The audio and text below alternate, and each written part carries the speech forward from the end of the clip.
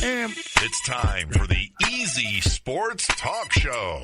Here come your hosts, National Football League and Major League Baseball athlete Ed Smith and hip-hop artist, producer, and sports enthusiast Javon Adams. This dynamic duo covers the Arizona sports landscape along with national storylines and hot topics from around the country. Easy Sports Talk takes you beyond the usual scores and highlights, a behind-the-curtain look at the world of sports, dropping knowledge with honest, fun-filled commentary. Easy Sports Talk, built for both the avid and casual sports fan. Now, here are your hosts, Ed Easy Smith and Javon J. Love Adams. And welcome to the Easy Sports Talk Show. I'm your host, Ed Smith, joined by my brother and partner and co-host, Mr. Javon Adams. Yes, sir. A.K.A. J. Love. What's going on, man? Man, I'm good, man. I'm good. Yeah, it feels good, First man. off, happy holidays. I know we're past the Christmas holiday with New Year's Day today. We're just kind of getting it in terms of, celebrating with families and everything. We got a whole weekend to get through, too. But a lot of sports and a lot of things going on. Real quick, and we'll just do this real quick, Jay. Just let everybody know a little bit about who we are. Yes, sir. The intro. I am a former 9-year minor league baseball veteran. After 9 years, switched over to play football. Did that in the World League of American Football, the NFL, and then XFL to finish out my career in 2001. So I played 15 years from 87, 2001, bunch of teams. You want to run it down real quick? Please do. Cubs, do that. White Sox, Brewers, Cubs, Indians. Then I went and played football in Germany with the Frankfurt Galaxy, Washington in the NFL, Atlanta for a couple of years, Detroit, Philadelphia, then finished up with the Birmingham Thunderbolts in the XFL. A couple other teams in there, but they don't make my list. So, and tell everybody about yourself real quick, Jay. Man, I am. I like to call myself an entrepreneur, work in the blue collar in the corporate world, but also do some things on a couple businesses. Do my thing out here in the state of Arizona where we reside. I am also an MC. You'll hear me talk about a little bit. That's my point of reference to a lot of things. So I'm an MC. I am also a runner. So I love to run, and you'll probably hear me reference that a little bit as well. And I have oftentimes a counter opinion to yours, but that's I like to run too. I like to run too. Run my mouth. I don't. I'm not even gonna tell you about how old I am, but I'm a little battered and bruised after all the years of sports. I'm fighting though, bro. I'm fighting. So we are here to talk. And first off, we appreciate you listening, hanging out, giving us a little bit of your time as you roll through your day. Jay and I, we have a very interesting way of doing our show. We don't do scores and highlights and all that kind of stuff. We talk stories and we break down from the macro level, as my partner Jay will always say. I said that right? The macro level? Yeah, the macro level. Macro level. We talk a little bit, a lot of things. Now, we will cover, NFL, especially with the playoffs coming up, and we want to talk a little college football real quick, too. But we like to dive behind the scenes a lot of times too. We always have a story to break down or tell from my experiences, and Jay likes to ask me questions a lot of times about what it was like to do some of the things I did and why I did some of the things, or why certain teams or coaches do some of the things they do, that type of thing. So the one thing that people need to know is that you are a hater. You call the Major League Baseball season the slog of you call the 162 the 162 game preseason. Yeah. Under 62, like the NBA, and then the NBA, and I'm an NBA fan. I am more of a Laker fan. I'm a Laker fan, and I'm like not necessarily a LeBron or a Kobe. Magic is my favorite player, but I say all that to say that oftentimes when I want to bring up the NBA, and which we will, thankfully, we'll get a chance to bring up the NBA, but Ed always has that pushback because he talks about the 82 game preseason. Well, here's the thing. Let's clarify there, because I used to be a big NBA guy. I used to love the Bulls back in the 90s. Oh, really? And then the game kind of changed a little bit over the last 20 some odd years where, I mean, now you go to the game, it's basically a 3-point shooting contest, True. no hand checking. I mean, dudes are just like layup line or 3-point hit contest. You have teams throwing up 60, 70, and 80 3-pointers. Yeah, now that's a bit much. That's not even the side of the it's one thing if you're making a bunch of them, but you're just shooting them just to shoot them. The game has gotten away from me in that manner. So I cannot watch regular season basketball. And I'll tell anybody that. I don't watch a game. We talk about it a lot, and I do a lot of highlight watching, but you will not catch me most of the time watching an entire NBA game during the season. Now, once the playoffs get here and the 82-game preseason is over, you know me, bro. I'm locked in. I don't miss a playoff game. So basically, the regular season for me starts in April or March, late March, early April, something like that. And then I still get 2.5 months of basketball in because the NBA playoffs go all the way to June anyway. So you mentioned something there. You mentioned in terms of when we get to the playoffs, and we're kind of in the playoffs here when it comes to the college football playoffs that are kind of going on. We just recently had the almost as we are bringing this to you, the end of the quarterfinal round for the college football playoffs. There's one game because of a terrorist attack in New Orleans. I mean, of course, at the Sugar Bowl, they postponed the play of the game because, and it makes sense for security purposes, and because of course there was a loss of life there, so close, of course, in the early morning hours of New Year's Day. But the thing, I want to go over some scores, but one of the things that I've heard quite often when it comes to the college football playoff is that teams that weren't the teams that the experts or that didn't want to see there, and a couple of those teams are one of those being or seeded as high as they were, or some even just being in there just at all. They rather have seen an Alabama or some team with a bigger cachet getting in there. So when you look at, say, maybe a Boise State being as high as they were, or when you look at an Arizona State just being in there in general. And so there were a couple of scores, there were a couple blowouts. So when we had in the first round, when we had some blowouts, people were saying that's why an SMU didn't deserve to be in there. And you can run down the line. That's why those teams didn't need to be in there. We should have been a little bit more selective. Your thoughts on how they on that first round, and then when we get to what the kind of most of the scores were for the quarterfinal round, how that shaked out, because I think it makes me puff my chest out a little bit, because I like seeing the little guy get in there a little bit and do their thing. Yeah, as far as the first round, you had 4 teams sitting at home waiting for the bye. A couple of them were Arizona State and Boise. Was it Boise State was the other one, I think? Let me see. Yeah, Boise, Arizona State, yep. Boise State, and for me, the bottom line, Jay, is they got to do some retooling with the selection process. I think is okay, but you cannot have, just because a team won their conference, for example, Arizona State, we both are out here in Arizona.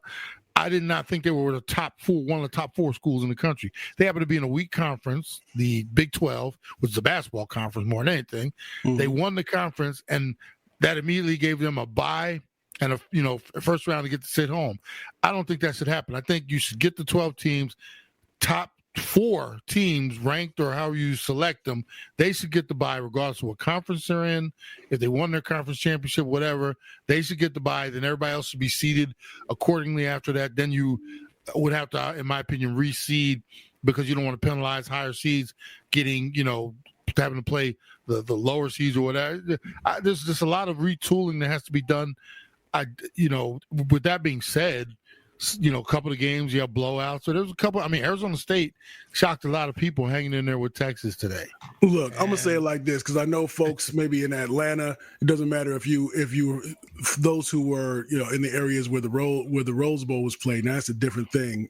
My youngest son is definitely an Ohio State fan, and so he was really happy about that. But I will say this: I was watching that the Arizona State Texas game, and so it was.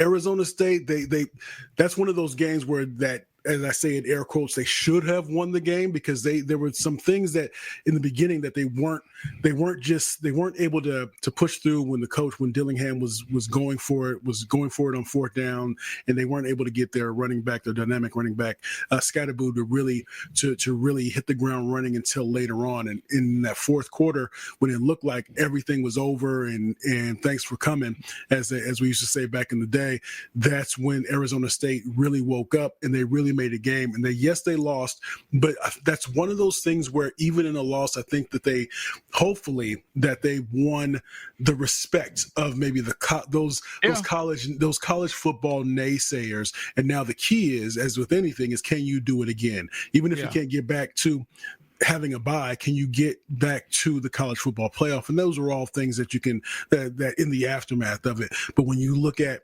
what Oregon, what was it, 42-21? 41-21. I mean, goodness gracious! My son was getting a little bit nervous there in the third quarter because with a couple of scores there, and he was wondering, do I have to worry? Well, with the score there, he was wondering, do I got to worry? Are they going to come back? And of course, they were able to just kind of coast into that victory. But it's let the thing play out. And just because you're not so familiar with a team that is not a blue blood, or you don't see them always in that top 10, top 15 when it comes to the college football rankings, that doesn't mean that a team can't be there. And just because they might not have the extensive resume of teams in the SEC, because if you let the SEC tell it, every team in the college football playoff should be an SEC team because that's how it's supposed to roll. And I get it, because with Georgia, when they play the Sugar Bowl, so you expect Georgia to win over Notre Dame. But the point is that let's let this thing play out and then see how it goes. It's what do they always say, especially the last couple of years? These are television shows, so let this television show play out. Well, I'll give you, prime example. I didn't have high expectations for ASU. So you know what I did, Jay? Halfway through the afternoon, we're sitting here and we're getting ready to go pick Quentin up because he spent the night at his buddy's house, pick him up, then head over to Mom's house for New Year's Day, right? Yeah. So at one point, halftime, 17-3, and this is, I know what direction this is heading. Hit the guide real quick. Ooh, the Matrix is getting ready to start. See, you a hater, man. You a hater. I turned away. So I started watching the Matrix, and it got me. It pulls you in, right? Right. So then it's time to go pick up Quentin, head to Mom's. About a 30-minute trip, one way. We stopped to pick Quentin up, and I'm ready to beat the horn and have him come run out. The family, they come running out. His friends, family, you guys got to come here. The game is just tied. And so we, stopped the truck, went inside, and ended up watching the last couple minutes and then all of the overtime. And I was like, I'll be doggone. And, obviously the people, the family, they're all ASU fans, so it ripped their heart out in the end. But I'll be doggone. That was what you call great theater. And it was great for Arizona State to be in that position. And like you said, we'll see if they can carry that over from here. The other game, Oregon, it's hard to beat a team twice in the same season. That defense, Ohio State, that defense. Oh, yeah. On them, man. Well, right after the ASU game, right before I left, they wanted to get my opinion on the Ohio State-Oregon game. And I told them, I was like, you know what?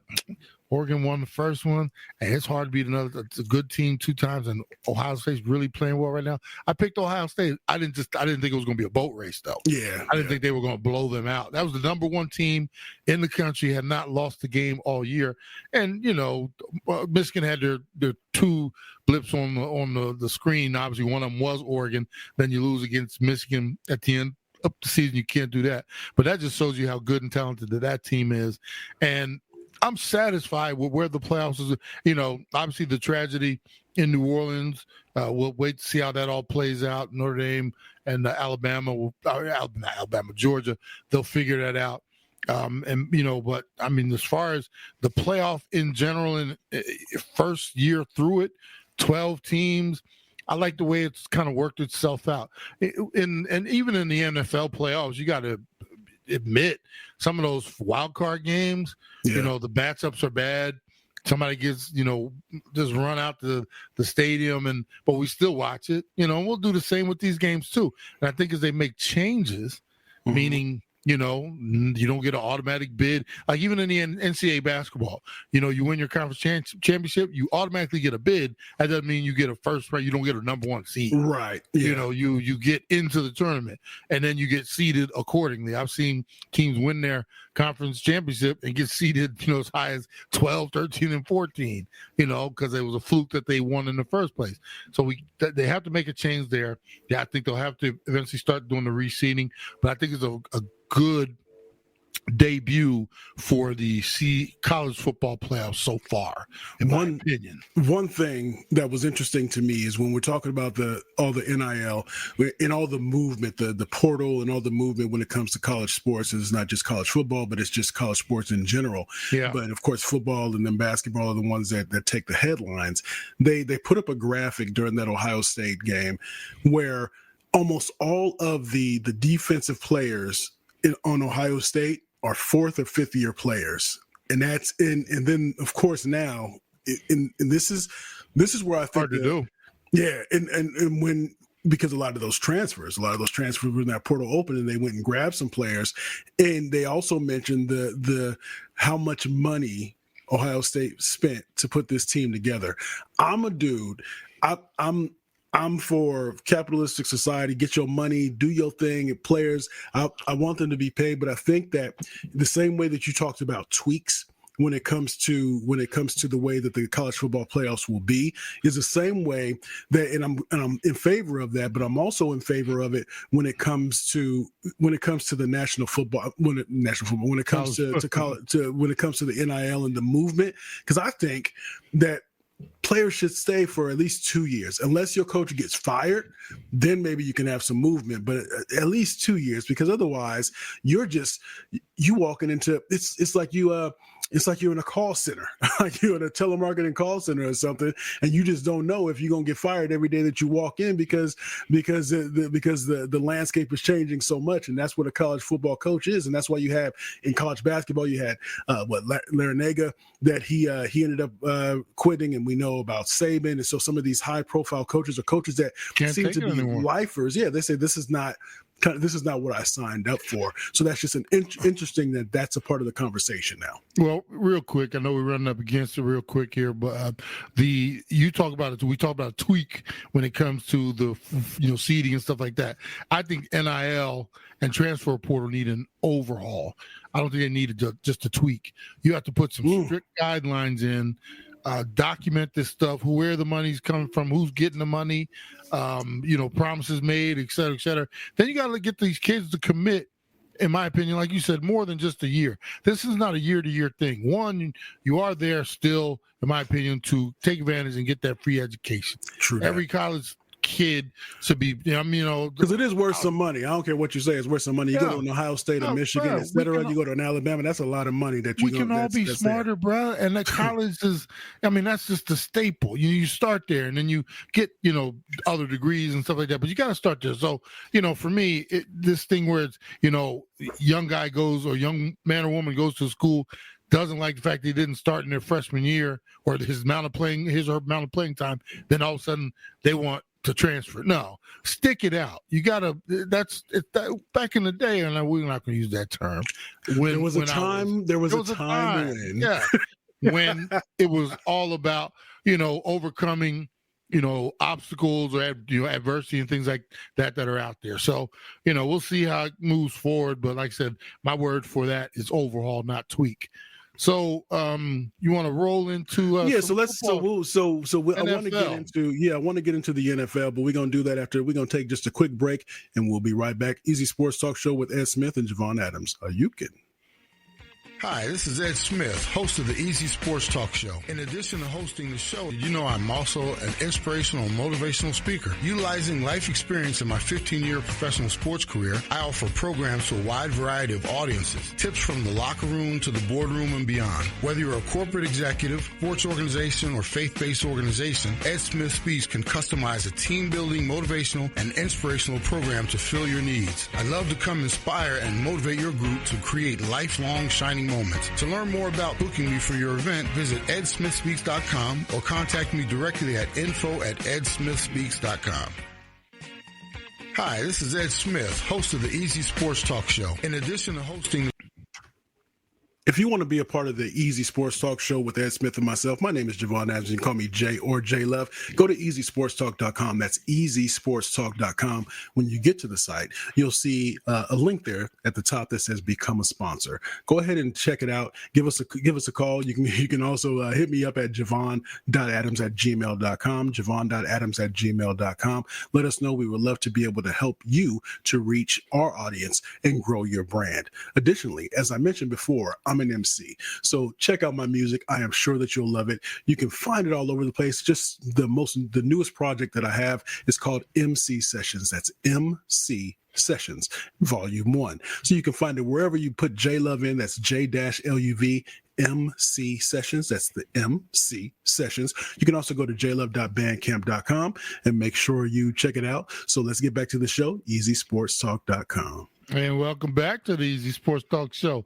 Easy and Jay getting it in with you. So we're going to talk a little NFL right now, man. We've been talking NFL all through the year. As our fans and listeners, eventually you'll go to easysportstalk.com. You'll see that we have podcasts there. We also do a podcast specifically for the Arizona Cardinals out here. But we've been hammering away at the NFL all through the season. We happen to be coming to you when week 18, that even sounds crazy to say, week 18 it does is upon us, and we know there are a lot of races wrapped up. There are some that are not wrapped up yet. But a real quick, I guess, a barometer of where the season is right now in the NFC. We got the Lions at 14-2 with the 1 seed. That could all change this Sunday. We'll talk about that in a second. I'm gonna pause on real quick because I'm gonna let you finish, dog. I'm gonna let you finish. Okay. But how did you feel about the Lions going and playing their starters? I liked it personally. I think there's oftentimes we try to bubble wrap a lot of players. There's risk that comes into it because if one of their players would have gotten injured, then Campbell would have really had his feet put to the fire. But I like the way that they approached it. For our listeners who don't really know the dynamics of an NFL football roster, speak on it. You only have so many players on the team as it is. You have a 53-man. They got few players on the defensive side. Well, you got a 53-man roster, right? Yeah. And in college, you can have 80 guys on scholarship, then a bunch of walk-ons and stuff like that. So you have second and third teams.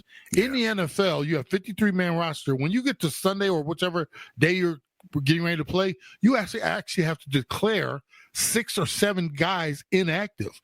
You don't take the whole 53-man roster. So now chop that 53 down to 46. Yeah. And so you got special teams, you got a couple kickers on there. It's even lighter than that. You cannot sit an entire offense or defense.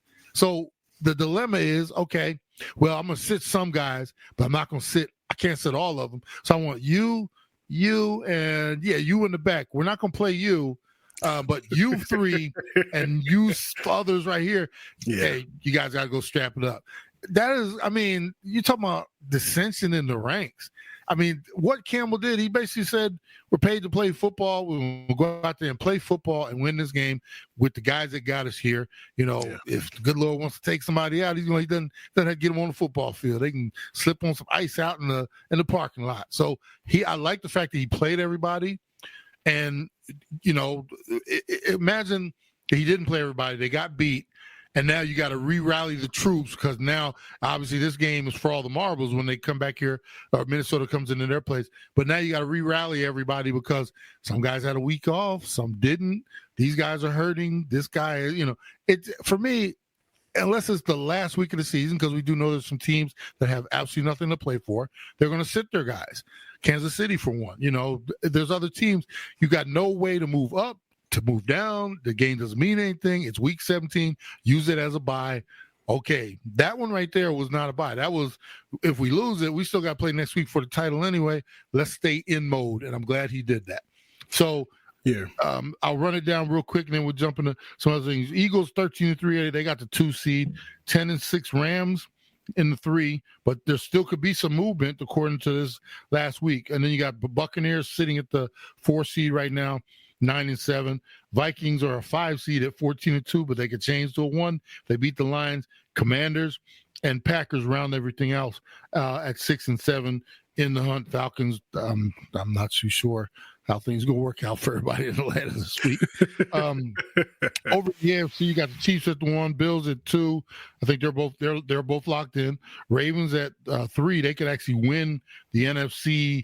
Hey, real quick before, because you mentioned Atlanta. So if you're Atlanta, you want to make the playoffs, right? I mean, you want. Absolutely. I mean, I know that you don't have Kirk Cousins. There's been an issue with them, and so you have Penix that's in there, your rookie that's in there. That my Raiders should have had the opportunity to draft. But having said that I mean, you want to make the playoffs. You don't even with what Raheem Morris's terrible clock management, and maybe we can get into that in the third segment. But having said that, you want to make the playoffs, right? Bruh, you only have so many opportunities. There are teams who haven't won a playoff. The Dallas Cowboys, I think they've won a playoff win in the last 30 years. Yeah, so, and, you know, they haven't been to an NFC championship game in that many or whatever it is. Mm-hmm. I mean, these slots that everybody's fighting for, you haven't been fighting for them since week 1. You've been fighting for this the whole entire year during the offseason. Okay. All that bleeding and sweating in the weight room and running and this and that. Yeah. And if we can get to the playoffs, I mean, it just makes the season that much more glorious. And also, Jay, you know, you get that playoff money too. Yeah, man. I've been there before. Sitting on the couch, right? That story you told me. Yeah. For all of our Falcons fans, I was a part of the Falcons organization 97 and 98. And if you have a good memory about your team, I was one of those dirty birds that we marched all the way to the Super Bowl. Nobody saw that coming. And, you know, as glorious as it was to play in a Super Bowl, man, I love that Super. I love that money too, bro. I love that money. That was that money, bro. So, but in all seriousness, it is about getting to the playoffs. 2 of my years in the NFL, I actually went to the playoffs. Once with the Lions, and then the other time with the Falcons all the way to the Super Bowl.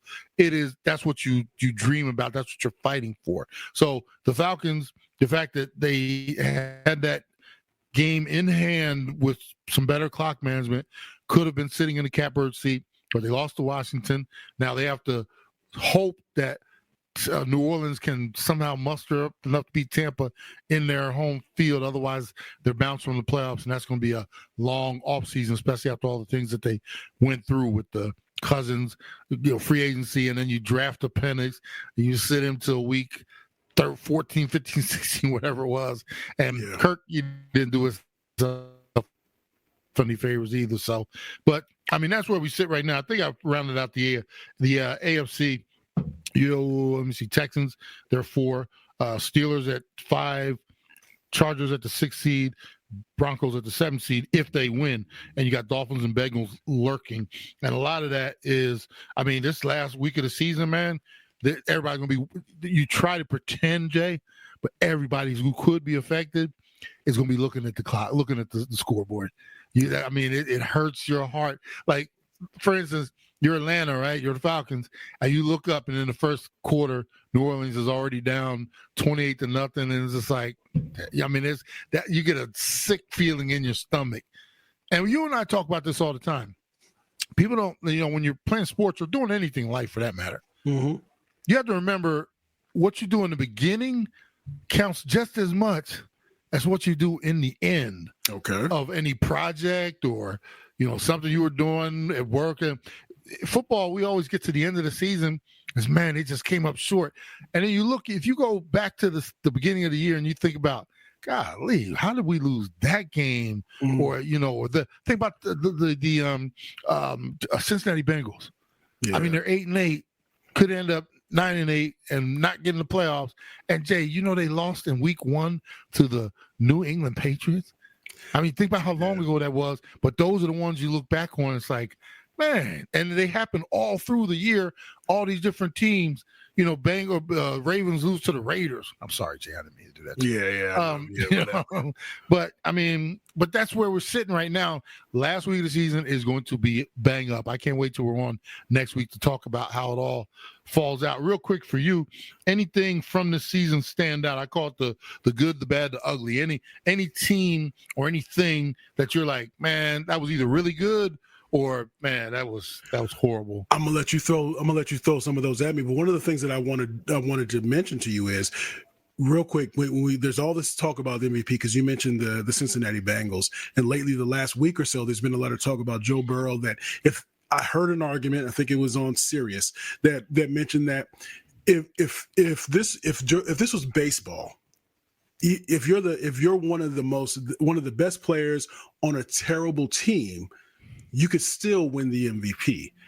What do you think about Joe Burrow even being mentioned in an MVP discussion? I think it's great that he's mentioned, but you can't win it. I think it's, I love it when they mention it. I've been mentioned for a couple things myself before. Didn't get them, but I love to be mentioned. Hey, it was an honor to be mentioned in that group. Here's the thing, Jay. We all know that the MVP in the NFL has now become a quarterback-driven award. I mean, you look at what Saquon's done, Derrick Henry's done, and they can't even so much as sniff it. But you're talking about giving it to a quarterback who's gotten his team to an 8-8 record right now, might miss the playoffs depending on what happens, but he's getting mentioned even more than some of those guys like a Saquon and a Derrick, who their teams are heading to the playoffs. The thing for me is, as good as his stats and everything are, you have to look at either Josh Allen or Lamar. They do play the quarterback position. Both of their teams are heading to the playoffs. I think they're going to have fatigue on Lamar, and Josh hasn't won one yet, so it's probably his turn. I'm glad they mentioned Joe, but unless they pull off some miracle in this last week and they eke in, then you can't give it to them. I mean, it's just the nature of the beast. And football, here's the other thing. Yeah. The other sport that you mentioned, and I would say basketball too. Baseball and basketball are more individual sports than football. And I'm almost contradicting myself, but if you think about this, baseball players, they either hit or they pitch. They play the field, but they're one-on-one against the pitcher. Yeah. Pitcher's one-on-one against hitter. Basketball, you got 5 guys out there. One guy can take a team and put it on his back and turn a franchise around. You don't get that in football a lot. You get a team effort. And, like I said, the game seemed to slide toward the core. All these awards are now for quarterbacks. They do need their team to get them there. I think in this instance, because Josh had less to work with, that gives him a little bit of an edge as well. You get rid of Diggs, and he had an even better season without Diggs and carried his team to the record that they have into the playoffs. I know since he lost Mixon, but he's got some weapons, bro. I mean, between Jamar Chase and Higgs and he's got some weapons, and but I do, like I said, I think who do you think's going to win it this year? I think because of what you said, there was a key word that you mentioned there, because it's his turn. I think that Josh Allen will win it. I think that there's a good argument to be made for Lamar Jackson to win it. What about you? I think they're going to give it to Josh. Lamar, like I said, he's had 2 already. To get your third, you got to be like Superman. He has been close, but I'm just saying though, because here's the thing, and I'll mention, and when I say this, because I want to give you one of my good, bad, and ugly, like you asked, is that so you are such a Michael Jordan fan, such a Michael Jordan dude, that you can't hear nobody coming close to Michael Jordan. You can't hear nobody coming close to Michael Jordan. There is nobody close. And so when somebody says something like you just said, well, if I give you 3, then I can't, because that ain't never been. I can't do that.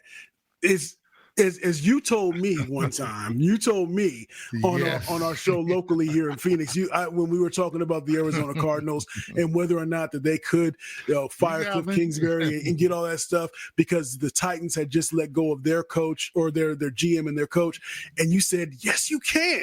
Yes, you can. Yes, you can. Yes, you can. So I have always believed that since you said it. Yes, you can, except when this situation here. I'm just telling you, I think the voters like I said, they're going to have a little fatigue, and they're going to lean toward Josh.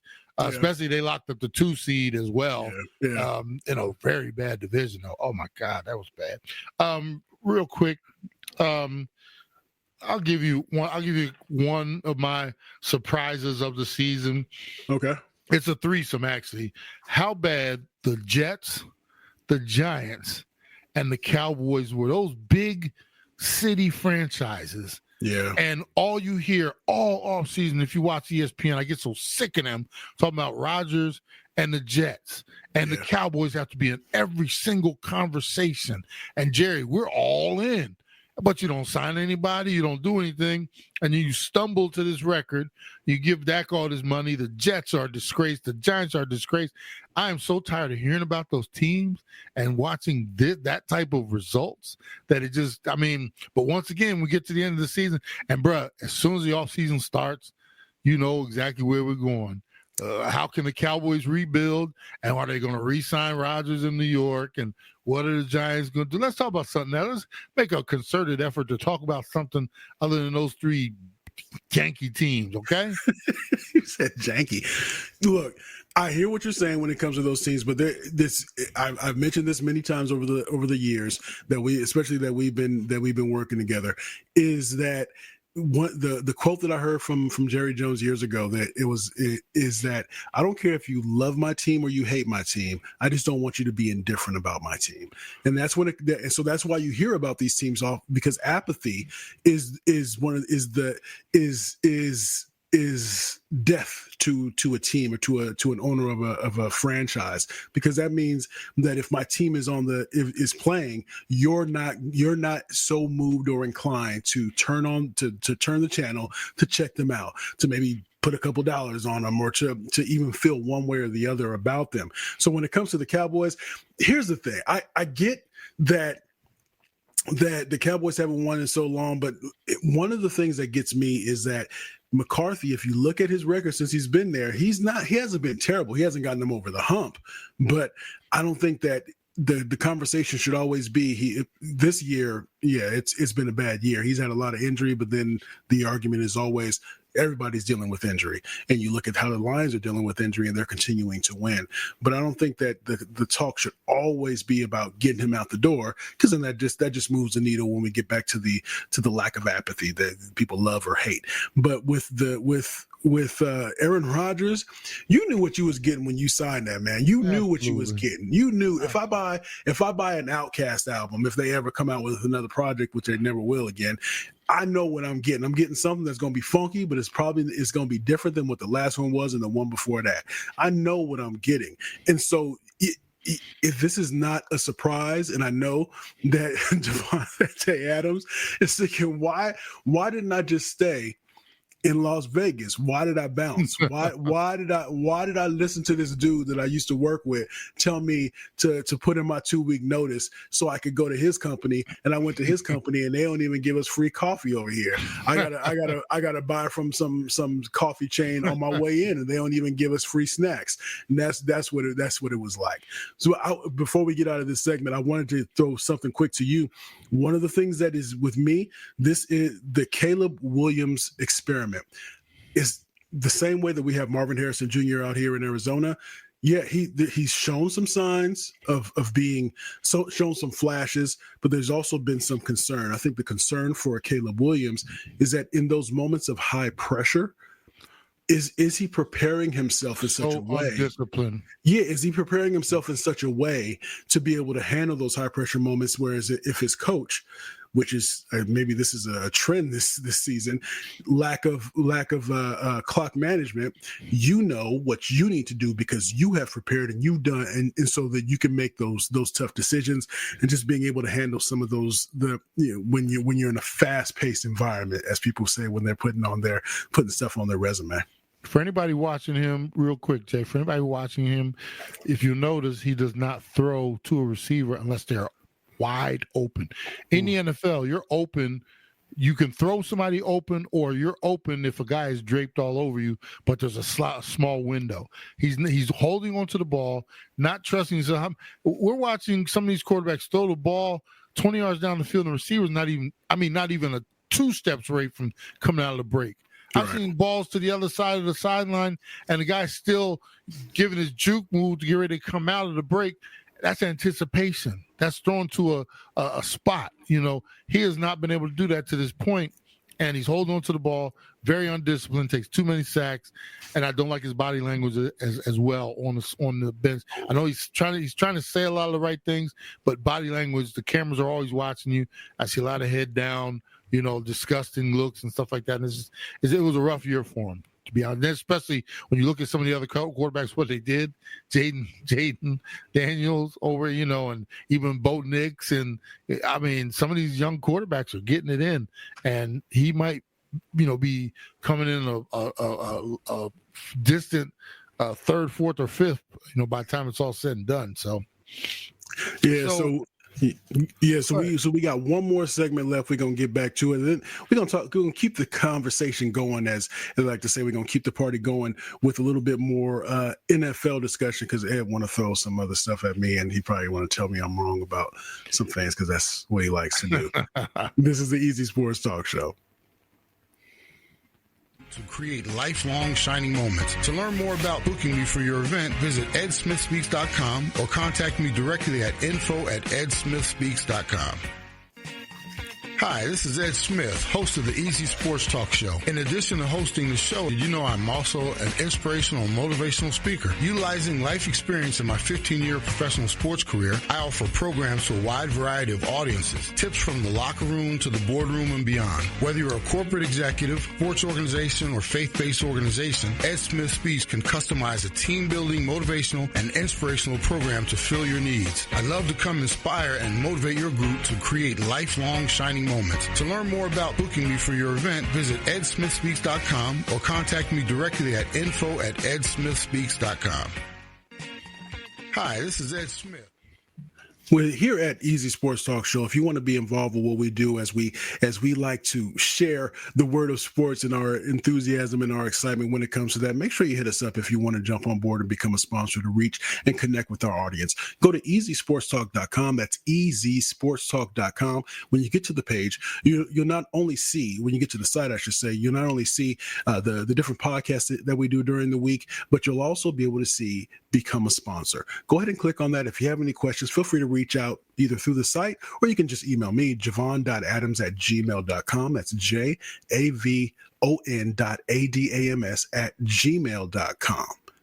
And also, as I mentioned earlier, I am an MC. I love to be able to share my thoughts over the beats. So go ahead and support me. I'm sure that you will love it. Go to there's many ways that you can go and support me, but go to jlove.bandcamp.com. That's JLUV.bandcamp.com to listen to my projects. My newest project is called MC Sessions. That's MC Sessions, and you just search JLove MC Sessions wherever you find your podcast, or again, go to jlove.bandcamp.com to be able to support.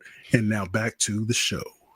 And welcome back to the Easy Sports Talk Show. Hope you're having a great day so far. I appreciate you hanging out with us, giving us a little bit of your time. Before we jump into a couple topics real quick, Jake, I just wanted to throw out some of the matchups that will be everybody, I think, will be watching as we move forward into this weekend, week 18 of the season. The Ravens can wrap up the AFC North with a win against the Browns. If they lose, the Steelers can wrap it up with a win against the Bengals. The Broncos can get that last spot in the playoffs if they beat the Chiefs. Chiefs are sitting everybody as much as they can. So the Broncos probably get in, which would leave the Bengals, who would have to beat the Steelers and then hope for a Broncos loss. They need to pray. They need to pray. Same thing with the Dolphins, 8-8. If they beat the Jets and get a Broncos loss, I think they would even be in front of the Bengals. So, and then on the NFC side, we all know what's going on. Saints are going to play Tampa. Tampa wins, they get the NFC South title. Falcons have to beat the Panthers and then hope the Buccaneers get beat by the Saints. And then the matchup. I don't know if you want to talk about this real quick. Okay. 14-2 Vikings against the 14-2 Lions. 14 wins in an NFL season and you might have to go on the road as a 5 seed, which means you will not have a playoff game at home. So you have to win 3 just to get to the Super Bowl. And that's after winning 14 games. And that goes back to what you were saying earlier in the show about reseeding, about doing some things when it comes like with the college football playoff. It's the same. This is that example right here. Yeah, in the NFL, if you win your division, you get a home game and you get the higher seed. So with that being said, like the Rams, they will get the 3 seed with a 10-6 record. Mm-hmm. And, the Buccaneers will get a 4 seed. Say they win, they'll be 10-7. And meanwhile, and they'll get a home game. Yep. The Vikings at 14-2 or Lions, whoever loses that game this week will have to go on the road to play somebody and will not have a home game in the playoffs. I just think, it's something to be said for winning your division. But when your division is that damn bad, seriously. Besides the bumbling of, I'm a former Falcon, so I can talk about the bumbling of the Falcons. Mm-hmm. So they bumbled their way out of a playoff spot, or they might get one. But then you got New Orleans and Carolina in that division. Yeah. And, whoever wins it, it's like, okay, we analogize sometimes. Okay, give me an analogy. He's the king of analogies. Go ahead. And no offense to anybody. Say, you're a young man, a young woman, and you hook up with somebody, and it's the ugliest thing you could ever see in the world. And you take them to the party, and you be beating your chest like, yeah, look at me. And everybody else is looking like, damn, look at you. And that's like winning one of them bad divisions. It's like, yeah, we won our division. It's like, yeah, well, that's that old ugly, fugly thing you brought up in here. That's just so yeah, you could be happy and beat on your chest. But the fact that they do get a home game, it just, like I said, this year, more than ever, when you look at these two teams, the NFC North was stacked. Yeah. 2 14-2 teams. And you had Green Bay. Green Bay was on the season. Here. Green Bay 11-5, could be 12-5. So you got 2-4. You're gonna have a 15-win team, a 14-win team, and a possible 12-win team, all in the same division. Yeah, and then you're gonna have the Buccaneers getting in at 10-7, and Atlanta coming in on the backside at 9-8, and oh my goodness, yeah. So we'll see. That's something I don't think they'll ever change. I think we'll see a tweak in college before we ever see one in the NFL. So, to your point, the NFC South has been like that for years, though, because even when the Saints were at the top of that division, that was the thing. If they could and it was oftentimes for a few years there, it was the Buccaneers, and then it would change to maybe it was Carolina. But that's been the thing. It was just trying to survive, just to win the division, because that's the only way that you were, for the most part, going to get into the playoffs. Well, think about this real quick, Jay. For 20 years, the New England Patriots ruled the AFC East. They have since relinquished it to the Buffalo Bills, who have won, I think, 6, 7, 8 in a row, whatever it is. And the other two teams, like, where you at? Miami and the Jets, like, where you at? Well, Miami, at least. It was too cold they make last season. You know what they do? Last playoffs. They make a peekaboo into the playoffs every now and then, like, peekaboo. They just like come back from behind the cloud. You don't even know that's when you said peekaboo. That's a Kendrick Lamar song that you don't even know. Peekaboo. So I'll play it for you sometime. Okay. That's some folks who are driving around. They listen. They say, "Oh, Ed Smith know that?" No, Ed Smith don't, but I do. But continue. All right. So my next door neighbor, Matt Scudero, he is a devout Philadelphia. He's from Philadelphia. I'm born and raised in New Jersey myself, so I'm not too far from the Philly area. I did play with the Eagles back in the '99 season, so I have a little, kindred spirit for them. But he's got the eagle logo painted out on his the driveway of on the street. He is, Matt Philly Scudero. That's his call signal. Yeah. So this dude loves the Eagles more than you can imagine. I was pulling out the garage earlier, and he was just like, hey, we're going to the Super Bowl. So he's ready. He's hyped. Yeah. And before I pulled out, I was like, I got a question to ask you. And he's been on our show before. Remember, Matt? He filled in and been on our show before. But I asked him, I said, so Matt, what are your thoughts on the Saquon Barkley? Because he had told me, he said, yeah, they just made an announcement that they're not going to have Saquon go for the record, which he did get over 2,000 yards for the season, which is incredible in itself. But he was going for Eric Dickerson's record. I can't remember the exact number. What was it 2,100? I want to say 2105. 2105. Yeah. So Saquon has 2005. So he's 100 yards from tying it and 101 from breaking it. So they made the announcement that they weren't going to play him. So my question to Matt was, if they would have played him, we're looking at now where a 16-game season has turned into 17. True. And Saquon, he goes for the record, say he gets it. Is there a beef that, hey, you did it in less games? And think about this. There was a time when Jim Brown played in the 60s. There were only 12 games. They went from 12 to 14 to 16. Now we're at 17. Won't be long before we're at 18. You look at some of these records, Jay, and even like 1,000. I don't even have the same respect for a 1,000-yard rusher anymore. You have 17 opportunities to do it. That means you don't even have to get – before, you had to at least get somewhere near 100 yards a game. Now, yeah. I mean, you get 60, 65, 70 yards. If you do that on average, you get 1,000 yards. So 1,000-yard rusher to me is a little, not what it used to be. But what are your thoughts on, and I will say this was interesting because we always do our research around here, Jay. That's why I want to let all people know. We all do our research. So Dickerson did it in 16 games. He had 379 carries to set the record. Saquon would have done it in 17, but currently he only has 345 carries. Mm-hmm. So do you balance it out by, well, he had the extra game, but in the end, he still had less carries.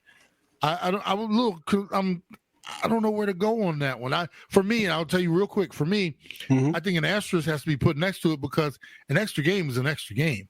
The fact that maybe he had less carries, that was on his team, not on him. But when you start throwing these extra games in and you're breaking records that guys did in less time, there's got to be some type of benchmark. What do you think?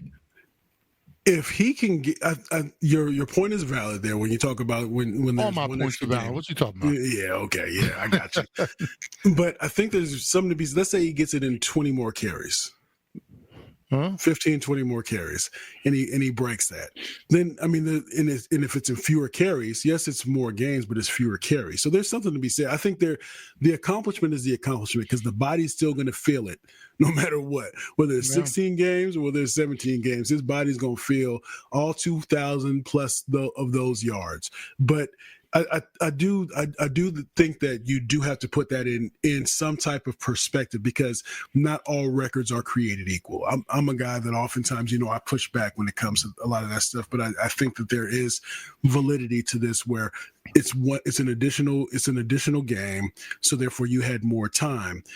I got 30 out of 30 because I had 10 minutes to take the test. You had 20 and you got 30 out of 30.